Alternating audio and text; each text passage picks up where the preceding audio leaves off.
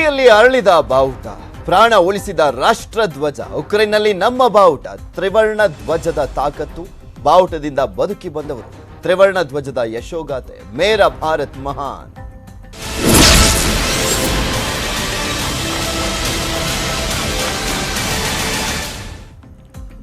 ಉಕ್ರೇನ್ನಲ್ಲಿ ಪ್ರಾಣ ಉಳಿಸಿರುವಂತದ್ದು ಭಾರತದ ಬಾವುಟ, ತ್ರಿವರ್ಣ ಧ್ವಜದ ಚಿತ್ರವನ್ನ ಹಿಡಿದು ಬದುಕಿ ಬಂದಿದ್ದಾರೆ ವಿದ್ಯಾರ್ಥಿಗಳು. ತವರನ್ನ ಸೇರಿಸಿರುವಂತದ್ದು ತ್ರಿವರ್ಣ ಧ್ವಜ. ಈಗ ಆಲ್ರೆಡಿ ಗಮನಿಸ್ತಾ ಇದ್ದೀವಿ, ಯುದ್ಧ ಶುರುವಾದಾಗಿನಿಂದಲೂ ಕೂಡ ಸಾಕಷ್ಟು ಜನ ವಿದ್ಯಾರ್ಥಿಗಳು ಗಡಿಗೆ ತಲುಪುವವರೆಗೂ ಕೂಡ ಇಂಡಿಯನ್ ಬಾವುಟವನ್ನ, ಫ್ಲಾಗ್ ಅನ್ನ ಇಟ್ಕೊಂಡು ಬಂದಿದ್ದಾರೆ. ಏಕೆಂದ್ರೆ ರಷ್ಯಾ ಸೇನೆ ಆಗ್ಲಿ, ಉಕ್ರೇನ್ ಸೇನೆ ಆಗ್ಲಿ, ಇಂಡಿಯನ್ ಫ್ಲಾಗ್ ಅನ್ನ ಕಂಡಂತ ಸಂದರ್ಭದಲ್ಲಿ ಸರಿ ಓಕೆ ಹೋಗಿ, ನಿಮಗೇನು ತೊಂದರೆ ಮಾಡೋದಿಲ್ಲ ಅಂತ ಕಳಿಸ್ಕೊಡ್ತಾ ಇದ್ದಾರೆ. ಅದು ನಮ್ಮ ಭಾರತಕ್ಕಿರುವಂತ ಬೆಲೆ. ಉಕ್ರೇನಿಂದ ವಾಪಸ್ ಆಗ್ಲಿಕ್ಕೆ ಭಾರಿ ಪರದಾಟವನ್ನ ಮಾಡ್ತಾ ಇದ್ರು ವಿದ್ಯಾರ್ಥಿಗಳು. ಈ ಸಂದರ್ಭದಲ್ಲಿ ಅವರನ್ನ ಕಾಪಾಡಿರುವಂತದ್ದು ಅಂದ್ರೆ ಇಂಡಿಯನ್ ಫ್ಲಾಗ್. ಜೀವ ಭಯದಿಂದ ಇದ್ರು ವಿದ್ಯಾರ್ಥಿನಿಯರು ಪೇಪರ್ ಮೇಲೆ ತ್ರಿವರ್ಣ ಧ್ವಜದ ಚಿತ್ರವನ್ನ ಬಿಡಿಸಿ ಪ್ರಯಾಣವನ್ನ ಮಾಡಿದ್ದಾರೆ. ಕಾರಿನ ಮೇಲೆ ತ್ರಿವರ್ಣ ಧ್ವಜದ ಚಿತ್ರವನ್ನ ಅಂಟಿಸಿಕೊಂಡು ವಿದ್ಯಾರ್ಥಿಗಳು ಪ್ರಾಣವನ್ನು ಉಳಿಸಿಕೊಂಡಿದ್ದಾರೆ. ಹಗಲು ರಾತ್ರಿ ಕಾರಿನಲ್ಲಿ ಪ್ರಯಾಣವನ್ನ ಮಾಡಿರುವಂತದ್ದು. ಹೆಡ್ಲೈಟ್ ಆಫ್ ಮಾಡ್ಕೊಂಡು ವಿದ್ಯಾರ್ಥಿಗಳು ಬಂದಿದ್ದಾರೆ ಕೆಲವು ಕಿಲೋಮೀಟರ್ಸ್ಗಳ ದೂರ. ಭಾರತದ ಬಾವುಟವನ್ನ ನೋಡಿ ಗೌರವವನ್ನ ಕೊಟ್ಟಿದ್ದಾರೆ ಉಕ್ರೇನ್ ಸೇನೆಯವರು. ಬಾವುಟವನ್ನ ನೋಡಿ ಪ್ರಾಣ ರಕ್ಷಣೆಗೆ ದಾರಿಯನ್ನ ತೋರಿರುವಂತದ್ದು ಉಕ್ರೇನ್ ಸೇನೆ. ಬಾವುಟ ತೋರಿಸಿಕೊಂಡೇ ದೇಶಕ್ಕೆ ಮರಳಿದ್ದಾರೆ ವಿದ್ಯಾರ್ಥಿಗಳು. ಅಲ್ಲಿ ರೊಮೇನಿಯಾ, ಹಂಗೇರಿ, ಪೋಲ್ಯಾಂಡ್, ಸ್ಲೋವ್ಯಾಕಿಯಾ ಈ 4 ದೇಶ ಏನಿದೆ ಅಲ್ಲಿಂದ ಏರ್ ಲಿಫ್ಟ್ ಆಗ್ತಿದೆ ಸರಿ, ಆದ್ರೆ ಅಲ್ಲಿವರೆಗೂ ಬರಕ್ಕಾಗಬೇಕಲ್ಲ. ಅಲ್ಲಿವರೆಗೂ ಬರ್ಲಿಕ್ಕೆ ಏನ್ ವ್ಯವಸ್ಥೆ?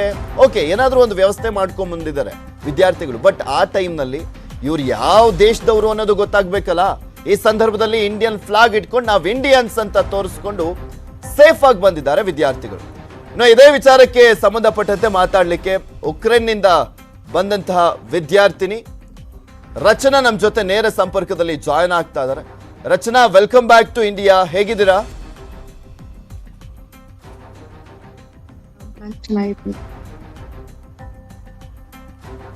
ರಚನಾ, ಧ್ವನಿ ಕೇಳಿಸ್ತಾ ಇದ್ರೆ. ವೆಲ್ಕಮ್ ಬ್ಯಾಕ್ ಟು ಇಂಡಿಯಾ, ಹೇಗಿದ್ದೀರಾ ಅಂತ ಕೇಳಿದೆ ನಾನು. Sir, am I audible now? ಕೇಳಿಸ್ತಾ ಇದೆ, ಹೇಳಿ. Thank you, sir. Thank you.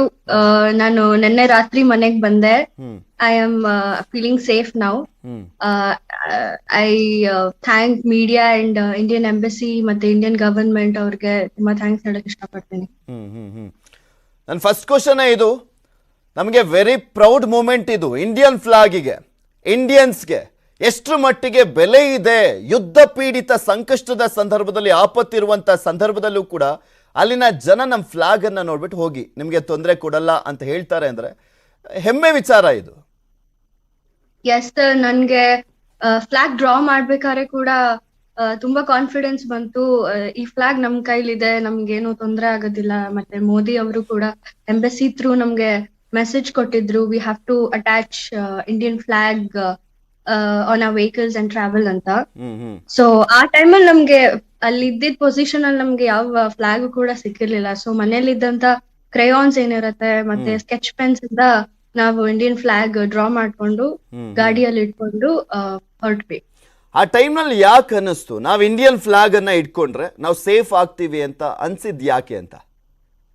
So maybe ಮೇರಾ ಭಾರತ್ ಮಹಾನ್ ಮತ್ತೆ that was a goose bumps moment. Indian proud to be Indian moment ನಮ್ಗೆ ನಿಜವಾಗ್ಲೂ ಅವಾಗ ಅನ್ಸ್ತು. ಬಿಕಾಸ್ ಯುಕ್ರೇನಿಯನ್ ಮಿಲಿಟರಿ ಫೋರ್ಸಸ್ ನಮ್ಗೆ ಕೀವಿಂದ ನಾವ್ ಹೋಗ್ಬೇಕಾದ್ರೆ ಅವರು ಕೂಡ ನೋಡಿದ್ರು, ಫ್ಲಾಗ್ ನೋಡ್ಬಿಟ್ಟು ಎಷ್ಟೊಂದ್ ಕಡೆ ನಮ್ನ ಏನು ಹೇಳ್ದೆಲೆ ಬಿಟ್ರು. ಇನ್ಫ್ಯಾಕ್ಟ್ ಲಿವೀವ್ ಅಲ್ಲಿ ಕೂಡ ಪ್ರೊಟೆಸ್ಟ್ ಮಾಡ್ತಿದ್ರು, ನಮ್ಗೆ ಫೋನ್ಗೆ ಏನು ಇಟ್ಕೊಳಕ್ ಬಿಡ್ಲಿಲ್ಲ. ಸೊ ಅಲ್ಲಿಂದ ಫ್ಲಾಗ್ ನೋಡ್ಬಿಟ್ಟು ನಮ್ನ ಸೇಫ್ ಆಗಿ ಕಳ್ಸಿದ್ರು. ಬಿಫೋರ್ ನೀವು ಇದ್ದಿದ್ದಂತ ಸಿಟಿಯಿಂದ ನೀವು ಲೀವ್ ಮಾಡ್ಲಿಕ್ಕೂ ಮುಂಚೆ ಯಾರಾದ್ರೂ ಮುಂಚೆ ಹೋದಂತವ್ರು ಹೇಳಿದ್ರ ಫ್ಲಾಗ್ ತಗೊಂಬನ್ನಿ, ಫ್ಲಾಗ್ ಇದ್ದಂತ ಸಂದರ್ಭದಲ್ಲಿ ಈಸಿ ನೀವು ಬಾರ್ಡರ್ ಅನ್ನ ಕ್ರಾಸ್ ಮಾಡೋದಾಗಿರ್ಬೋದು ಅಥವಾ ಬಾರ್ಡರ್ ನ ತಲುಪುವವರೆಗೂ ಅಂತ ಹೇಳಿದ್ರ ನಿಮ್ಗೆ? ಎಸ್ ಸರ್, ನಮ್ಮ ಫ್ರೆಂಡ್ಸ್ ಇಂಡಿಯಾದಲ್ಲಿ ಇದ್ದವರು ಮತ್ತೆ ಪೇರೆಂಟ್ಸ್ ಆಗ್ಲಿ ನಮ್ಗೆ ಇಂಡಿಯನ್ ಎಂಬಸಿಯಿಂದ ಫೇಸ್ಬುಕ್ ಇಂದ ಇದು ನೋಟಿಫಿಕೇಶನ್ಸ್ ಬರ್ತಿತ್ತು. ಸೊ ಅದನ್ನ ನೋಡ್ಬಿಟ್ಟು we have to attach our tricolour flag ಅಂತ ಹೇಳ್ಬಿಟ್ಟು ನಮ್ಗೆ ನ್ಯೂಸ್ ಬಂತು. ಸೊ ಅವಾಗ್ಲೇ ನಾವು ಅದನ್ನ ಡ್ರಾ ಮಾಡ್ಕೊಂಡು ಗಾಡಿ ಮೇಲೆ ಬೇಸ್ ಮಾಡಿದ್ವಿ. ಬಿಫೋರ್ ಯು ರಚನಾ, ಆಕ್ಚುಲಿ ಇನ್ನೂ ಕೆಲವೊಂದು ಇನ್ಸಿಡೆಂಟ್ಸ್ಗಳನ್ನು ನೋಡಿದ್ವಿ ಉಕ್ರೇನ್ ಗಡಿ ಭಾಗಕ್ಕೆ ತಲುಪುವವರೆಗೂ. ಪಾಕಿಸ್ತಾನದವರು, ಟರ್ಕಿಯವರು, ಅವ್ರುಗಳು ಕೂಡ ಇಂಡಿಯನ್ ಫ್ಲಾಗ್ ಅನ್ನ ಇಟ್ಕೊಂಡು ಇಂಡಿಯನ್ಸ್ ಅಂತ ಹೇಳ್ಕೊಂಡು ಸೇಫ್ ಗಾರ್ಡ್ ಮಾಡ್ಕೊಂಡು ಬಂದಿದ್ದಾರೆ. ಅವರನ್ನು ಕೂಡ ಇಂಡಿಯನ್ ಫ್ಲಾಗ್ಗೆ ಸೇಫ್ ಮಾಡಿರೋದು, ಅವರ ದೇಶದ ಬಾವುಟವನ್ನ ಇಟ್ಕೊಂಡಿಲ್ಲ. ಯಾಕೆ ಅಂತ ಕೇಳಿದಂತ ಸಂದರ್ಭದಲ್ಲಿ ಅಲ್ಲಿದ್ದಂಥವ್ರು ಇಂಡಿಯನ್ ಫ್ಲಾಗ್ ಇದ್ರೆ ಸೇಫ್ ಅನ್ನೋ ಕಾರಣಕ್ಕೆ ಇಟ್ಕೊಂಡಿದೀವಿ ಅಂತ ಹೇಳ್ತಾ ಇದ್ರು. Yes sir, this is really proud moment ನಮ್ಗೆ. ನಮ್ಮ ಭಾರತದ ಫ್ಲಾಗ್ ಬರೀ ನಮಗ್ ಮಾತ್ರ ಅಲ್ಲ, ಬೇರೆಯವ್ರು ಕೂಡ ಪ್ರೊಟೆಕ್ಟ್ ಮಾಡತ್ತೆ ಅಂದ್ರೆ ಇಟ್ಸ್ ರಿಯಲಿ ಹೆಮ್ಮೆ ವಿಷಯ ನಮ್ಗೆ. And if they are safe, we just hope they are safe. ನೀವು ಯಾವ ಪಾರ್ಟ್ಸ್ ಅಲ್ಲಿ ಇದ್ದಿದ್ದು? ಈಸ್ಟರ್ನ್ ಪಾರ್ಟ್ಸಾ, ವೆಸ್ಟರ್ನ್ ಪಾರ್ಟ್ಸಾ ಅಥವಾ ಸೌತ್ ಪಾರ್ಟ್ಸಾ ಉಕ್ರೇನ್ ನಲ್ಲಿ? ಆಕ್ಚುಲಿ ನಾವು ಹೋಲ್ ಯುಕ್ರೇನ್ ಕವರ್ ಮಾಡಿದೀವಿ ಸರ್. ಫಸ್ಟ್ ನಾವ್ ಝಾಪ್ ಇಂದ ಕೀವ್ ಬಂದ್ವಿ. ಕೀವ್ ಇಂದ ಝಹೋನಿ ಅಂತ ಉಜ್ಹೋರೋದ್ ಅಂತ ಏನ್ ಪ್ಲೇಸ್ ಇತ್ತು, ಬಾರ್ಡರ್ಸ್ ಆಫ್ ಯುಕ್ರೇನ್, ಅಲ್ಲಿಗೆ ಟ್ರಾವೆಲ್ ಮಾಡಿದ್ವಿ. ಮತ್ತೆ ಅಲ್ಲಿಂದ ನಾವು ಹಂಗೇರಿ ಬಾರ್ಡರ್ಸ್ಗೆ ರೀಚ್ ಆದ್ವಿ. ಅಲ್ಲಿಂದ ನಮ್ಗೆ ಸ್ವಲ್ಪ ಸೇಫ್ ಅನ್ಸ್ತು, ಬಿಕಾಸ್ ಎಂಬಸಿ ಇತ್ತು ಅಂಡ್ ಅವರೆಲ್ಲ ಸ್ಟೂಡೆಂಟ್ಸ್ ನೆಲ್ಲ ಕೋಆರ್ಡಿನೇಟ್ ಮಾಡ್ತಾ ಇದ್ರು.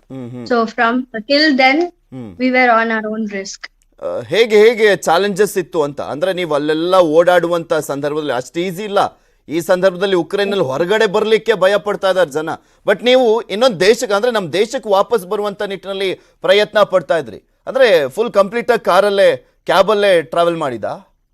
Yes sir, full complete 1200 kilometres ಏನೋ ನಾವು ಗಾಡಿಯಲ್ಲೇ ಟ್ರಾವೆಲ್ ಮಾಡಿದ್ದು. ಬರ್ತಾ ನಮ್ಗೆ ಬಾರ್ಡರ್ಸ್ ಅಲ್ಲಿ, ಸ್ಟೇಟ್ ಬಾರ್ಡರ್ಸ್ ಅಲ್ಲಿ ತುಂಬಾ ತೊಂದರೆ ಆಯ್ತು. ಅಲ್ಲಿಂದ ಮಿಲಿಟರಿ ಫೋರ್ಸಸ್ ಅವರೆಲ್ಲ ಬಾಂಬಿಂಗ್ ಮಾಡ್ತಾ ಇದ್ರು. We could literally C bomb shelling ಎಲ್ಲ ಮಾಡ್ತಾ ಇದ್ರು. ಮತ್ತೆ ಮಿಸೈಲ್ಸ್ ಎಲ್ಲ ರೆಡ್ ಕಲರ್, ನೀವ್ ನೋಡ್ತಿರ್ಬೋದು ಫೋಟೋದಲ್ಲಿ, ಸೇಮ್ ಅದೇ ತರ ನಾವ್ ಹತ್ರದಿಂದ ನೋಡಿದೀವಿ. ಅಂದ್ರೆ ನೀವು ಕ್ಯಾಬ್ ಬುಕ್ ಮಾಡಿದ ಅಥವಾ ಗೊತ್ತಿದ್ದ ಅಂತವ್ರದೇ ಕಾರ ಅದು? ನಮ್ಮ ಫ್ರೆಂಡ್ಸ್ ಅವರು car sir. Indians or Ukraines? Indians. Okay, ಅಂದ್ರೆ ಅವ್ರು ಅಲ್ಲೇ ತಗೊಂಡಿದ್ದ ಅದು ಕಾರು? ಅಲ್ಲೇ ತಗೊಂಡಿದ್ದು. ಸೊ ನಮ್ಮ ಫ್ರೆಂಡ್ಸ್, ನಮ್ ಗ್ರೂಪ್ ಇತ್ತು. ಸೊ ನಾವ್ ಅಲ್ಲಿಂದ ಇಮಿಡಿಯೇಟ್ ಆಗಿ ಬಿಟ್ಬಿಟ್ವಿ. ಈಗ ನಿಮ್ ಜೊತೆ ಇದ್ದಂತವ್ರು ಎಲ್ರು ಕೂಡ ವಾಪಸ್ ಆಗಿದಾರಾ? ಎಸ್ ಸರ್, ಎಲ್ರು ಬಂದಿದ್ದಾರೆ. ಆಲ್ಮೋಸ್ಟ್ ನಿಮ್ ಯೂನಿವರ್ಸಿಟಿಲಿ ಇದ್ದಂತವ್ರು ಕೂಡ ಎಲ್ರು ಬಂದಿದ್ದಾರೆ? ಎಲ್ರು ಬಂದಿದ್ದಾರೆ. ಹೇಗ್ ಅನಿಸ್ತಾ ಇದೆ ಈಗ ನೀವು ಇಂಡಿಯಾಗ್ ಬಂದಾದ್ಮೇಲೆ ಉಕ್ರೇನ್ ಅನ್ನ ನೋಡ್ತಾ ಇದ್ರೆ? ಯುಕ್ರೇನ್ ನಮ್ಗೆ ಸೆಕೆಂಡ್ ಹೋಮ್ ಆಗೇ ಇತ್ತು. We really pray for that country. ಅಲ್ಲಿ ಇವಾಗಿನ ಸಿಚುವೇಶನ್ ಹೇಗಿದೆ ಏನಂತ ನೀವೇ ನೋಡ್ತಾ ಇದ್ದೀರಾ, ನೀವೇ ತೋರಿಸ್ತಾ ಇದ್ದೀರಾ. ನಿಜವಾಗ್ಲೂ ಭಯ ಆಗುತ್ತೆ. ವಿ ಜಸ್ಟ್ ಹೋಪ್ ಅಲ್ಲಿನ ಕಿಡ್ಸ್ ಮತ್ತೆ ಸಿಟಿಸನ್ಸ್ ಸೇಫ್ ಆಗಿ ಬೇರೆ ಕಡೆ ಬಾರ್ಡರ್ಸ್ಗೆ ಹೋದ್ರೆ we just pray for that. ನೀವು ರಚನಾ ಹತ್ತಿರ 1200 ಕಿಲೋಮೀಟರ್ಗೂ ಓಡಾಡಿದ್ರಲ್ಲ ಕಾರ್ನಲ್ಲಿ, ನಿಮ್ಗೆ ಡೈರೆಕ್ಷನ್ ಕೊಡ್ತಿದ್ ಯಾರು? ಎಂಬಸಿ ನಿಮ್ಗೆ ಕೊಡ್ತಾ ಇತ್ತ? ವಾಟ್ಸಪ್ ಅಲ್ಲಿ ಏನಾದ್ರು ನಿಮ್ ಗ್ರೂಪ್ ಗಳಲ್ಲಿ ಮೆಸೇಜ್ ಆಗ್ತಾ ಇತ್ತ, ಇಲ್ಲಿಂದ ಈಗ ಬನ್ನಿ, ಈ ರೀತಿಯಾಗಿ ರೀಚ್ ಆಗಿ, ಅದಾದ್ಮೇಲೆ ನಾವು ನಿಮ್ಗೆ ಕರ್ಕೊಂಡು ಹೋಗ್ತೀವಿ, ಈ ಬಾರ್ಡ್ರಿಗೆ ಬನ್ನಿ, ಅದಾದ್ಮೇಲೆ ಏರ್ ಲಿಫ್ಟ್ ಆಗುತ್ತೆ? ಯಾರು ಮೆಸೇಜಸ್ ಕೊಡ್ತಿದ್ದು? ಯಾರು ಪಾಸ್ ಮಾಡ್ತಾ ಇದ್ರು ಮೆಸೇಜ್ ನ? ನಮ್ ಫ್ರೆಂಡ್ಸ್ ಆಲ್ರೆಡಿ ಬಾರ್ಡರ್ಸ್ಗೆ ರೀಚ್ ಆಗಿದ್ರು ಸರ್. ಸೊ ನಾವ್ ಅವ್ರ ಡೈರೆಕ್ಷನ್ಸ್, ಅವ್ರು ಹೇಳಿದ ರೂಟ್ ಇಂದ ನಾವು ಟ್ರಾವೆಲ್ ಮಾಡ್ತಿದ್ವಿ. ಅಂಡ್ ಇಂಡಿಯನ್ ಎಂಬಸಿ ಕೂಡ, ರಾಜೀವ್ ಸಿಂಗ್ ಅಂಕಲ್ ಅಂತ ಇದ್ದಾರೆ, ಅವರು ಇಂಡಿಯನ್ ಎಂಬಸಿ ಅವ್ರ ಥ್ರೂ ನಮ್ಗೆ ಕಾಂಟ್ಯಾಕ್ಟ್ ಮಾಡ್ತಾ ಇದ್ರು. ನಮ್ಮ ಗಾಡಿ ಆಗಿರ್ಲಿ, ನಮ್ ಬಸ್ ಆಗಿರ್ಲಿ ಅಂಡರ್ ಸರ್ವೈಲೆನ್ಸ್ ಅಲ್ಲಿ ಇತ್ತು ಅಂತ ಅವ್ರು ನಮ್ಗೆ ಹೇಳ್ತಾ ಇದ್ರು. ಸೊ ನಾವ್ ಅವ್ರಿಗೆ ಲೊಕೇಶನ್ಸ್ ಕಳಿಸ್ತಾ ಇದ್ವಿ ನಾವೆಲ್ಲಿ. ಓಕೆ, ನಿಮ್ ಮನೆಯವ್ರಿಗೆ ಅಂದ್ರೆ ಸಹಜವಾಗಿ ಈಗ ಪೇರೆಂಟ್ಸ್ಗೆ ನೀವು ಕಾರಲ್ಲಿ ಓಡಾಡ್ತಿದ್ದೀರಾ